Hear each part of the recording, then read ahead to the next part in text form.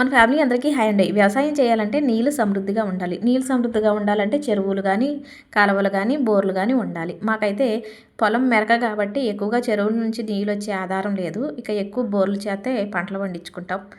బోర్లేపియాలంటే లక్షలు లక్షలు ఖర్చవుతది. అది గూడా అంత ఖర్చు పెట్టినా నీళ్ళు పడేదాకా నమ్మకాలైతే ఉండవు. ఇక ఎక్కడో 4, 5 బోర్లేపిస్తే ఒక బోర్‌లో నీళ్ళు పడుతుంటాయి. మాకైతే 3 బోర్లున్నాయి.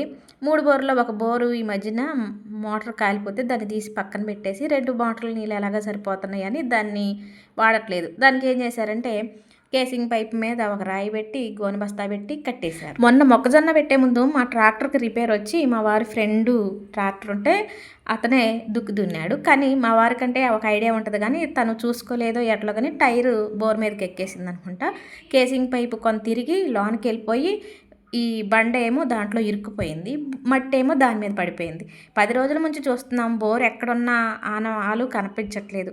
అటు చూసి, ఇటు చూసి గడ్డ పలుగులతో పొడిసి, అట్ల కాడతో పొడిసి అంటే వాటి పెట్టి పొడిస్తే బోర్ దగ్గర కొంచెం తేలిగ్గా వెళ్తది కదా! అటు చూసాం. ఎట్టకేలకు నిన్న కనిపించిందండి. అది కూడా కేసింగ్ పైప్ కొంత తిరిగి లోనకెళ్ళిపోయి రాయేమో దాంట్లో ఇరుక్కుపోయింది. ఇంకా దాన్ని కూడా చాలా జాగ్రత్త తీసినాం. రాయి అందుట్లోకి వెళ్ళిపోతే బోరు ఎందుకీ పనికొచ్చేది కాదు. రాయి కూడా జాగ్రత్తగానే వచ్చింది. కానీ లోన కేసింగ్ పైప్ ముక్క ఇరుక్కోవటం వల్ల మా వారు అది తీయటానికి చాలా ఇబ్బంది పడ్డారు. చాలా టైం పట్టింది. ఇదండి నిన్న బోరు కోసం నానా తిప్పలు పడ్డామన్నమాట. ఆ చుట్టుపక్కల ఎన్ని చోట్ల రంధ్రాలు పెట్టాము. అటు ఇటుగా ఈ పని అయ్యేసరికి సాయంత్రం 6 అయింది.